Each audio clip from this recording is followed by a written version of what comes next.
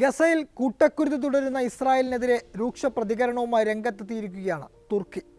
ഫലസ്തീനിൽ അക്രമം തുടരുന്നത് കണ്ടു നിൽക്കാനാവില്ലെന്നും ഇസ്രായേലിൽ കയറി ഇടപെടുമെന്നുമാണ് തുർക്കി പ്രസിഡന്റ് ഉർദുഗാന്റെ നിലപാട്.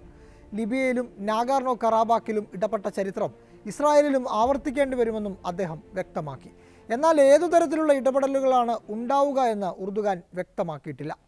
ഗസയിൽ ഇസ്രായേൽ തുടരുന്ന ഭീകരാക്രമണത്തെ രൂക്ഷമായാണ് ഉർദുഗാൻ വിമർശിച്ചത്. തുർക്കിയുടെ പ്രതിരോധ മേഖലയെ പ്രശംസിച്ചു നടത്തിയ പ്രസംഗത്തിനിടയിലാണ് ഉർദുഗാൻ ഇസ്രായേലിന് മുന്നറിയിപ്പ് നൽകിയത്. ഫലസ്തീനോട് ചെയ്യുന്ന അതിക്രമങ്ങൾ ഇസ്രായേലിനി ആവർത്തിക്കാതിരിക്കാൻ നമ്മൾ ശക്തരായിരിക്കണം. കറാബാക്കിലും ലിബിയയിലും നമ്മൾ ഇടപെട്ടതുപോലെ ഇസ്രായേലിലും ഇടപെടേണ്ടി വരും. നമ്മൾക്കത് ചെയ്യാതിരിക്കാൻ ഒരു കാരണവുമില്ല. ഭരണകക്ഷിയായ AK പാർട്ടി യോഗത്തിൽ സംസാരിക്കുന്നതിനിടെ ഉർദുഗാൻ വിശദീകരിച്ചു. ഗസയിലെ കൂട്ടക്കൊലകളിൽ ഇസ്രായേൽ പ്രധാനമന്ത്രി ബെഞ്ചമിൻ നെതന്യാഹുവിന് ആതിഥേയത്വം ഒരുക്കിയ US-നെതിരെയും രൂക്ഷ വിമർശനവുമായി ഉർദുഗാൻ രംഗത്തെത്തി. 40,000 നിരപരാധികളുടെ കൊലയാളിക്കാണ് അവർ പരവതാനി വിരിച്ചതെന്ന് അദ്ദേഹം തുറന്നടിച്ചു.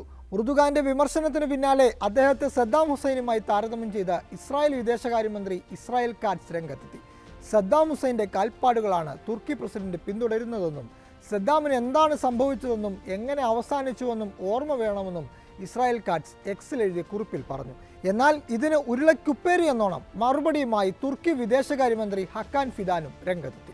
ജൂത വംശഹത്യ നടത്തിയ ജർമ്മൻ സ്വേച്ഛാധിപതി അഡോൾഫ് ഹിറ്റ്ലറുടെ അന്ത്യം ഓർമ്മിപ്പിച്ചാണ് മന്ത്രിയുടെ മറുപടി. വംശഹത്യക്കാരനായ ഹിറ്റ്ലറുടെ അന്ത്യം പോലെ വംശഹത്യക്കാരനായ ബെഞ്ചമിൻ നെതന്യാഹുവിൻ്റെ അന്ത്യവും സംഭവിക്കുമെന്നായിരുന്നു ഹക്കാന്റെ മുന്നറിയിപ്പ്. വിദേശകാര്യ മന്ത്രാലയം പുറത്തിറക്കിയ പ്രസ്താവനയിലാണ് ഗസയിൽ ഇസ്രായേൽ നടത്തുന്ന യുദ്ധത്തിനെതിരെ മന്ത്രി നെതന്യാഹുവിനെ കടന്നാക്രമിച്ചത്. ഫാസിസ്റ്റ് ഭീകരതയുടെ ഏറ്റവും ക്രൂരമായ മുഖമായിരുന്ന ഹിറ്റ്ലർ ഒടുവിൽ ആത്മഹത്യ ചെയ്യുകയായിരുന്നു. വംശഹത്യക്കാരനായ ഹിറ്റ്ലറുടെ അന്ത്യം പോലെ വംശഹത്യക്കാരനായ ബെഞ്ചമിൻ നെതന്യാഹുവിൻ്റെ അന്ത്യവും സംഭവിക്കും. ജർമ്മനിയിൽ ജൂതർക്ക് നേരെ വംശഹത്യ നടത്തിയ നാസികളെ പോലെ ഫലസ്തീനികളെ നശിപ്പിക്കാൻ ശ്രമിക്കുന്നവരും അനുഭവിക്കും. മനുഷ്യത്വം ഫലസ്തീനികൾക്കൊപ്പം നിൽക്കും. നിങ്ങൾക്ക് ഫലസ്തീനികളെ നശിപ്പിക്കാനും അതിജയിക്കാനും കഴിയില്ല. ഞങ്ങളുടെ പ്രസിഡന്റ് മനുഷ്യത്വത്തിൻ്റെയും മനസാക്ഷിയുടെയും ശബ്ദമാണ്. ഈ ന്യായമായ ശബ്ദം അടിച്ചമർത്താൻ ശ്രമിക്കുന്നവർ, പ്രത്യേകിച്ച് ഇസ്രായേൽ ഉൾപ്പെടെയുള്ള അന്താരാഷ്ട്ര സയനിസ്റ്റുകൾ വലിയ പരിഭ്രാന്തിയിലാണ്. എല്ലാ വംശഹത്യാ കുറ്റവാളികളുടെയും അവരെ പിന്തുണയ്ക്കുന്നവരുടെയും ചരിത്രം ഒരുപോലെയാണ് അവസാനിച്ചതെന്നും തുർക്കി വിദേശകാര്യമന്ത്രി പറയുന്നു.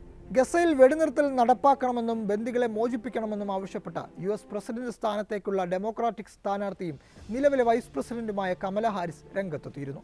ബന്ദികളെ വീട്ടിലെത്തിക്കാനും ഫലസ്തീൻ ജനതയ്ക്ക് ആശ്വാസം നൽകാനും നമുക്ക് വെടിനിർത്തൽ കരാർ പൂർത്തിയാക്കണം. യുദ്ധം അവസാനിപ്പിക്കാം. അമേരിക്കയിലെത്തിയ ബെഞ്ചമിൻ നെതന്യാഹുവുമായുള്ള കൂടിക്കാഴ്ചയ്ക്ക് ശേഷം കമല ഹാരിസ് പറഞ്ഞു. എന്നാൽ ഇറ്റലിയിലെ റോമിൽ നടക്കുന്ന ഗസ വെടിനിർത്തൽ ചർച്ച വഴിമുടക്കുന്ന നിലപാടാണ് ഇസ്രായേൽ സ്വീകരിക്കുന്നത്.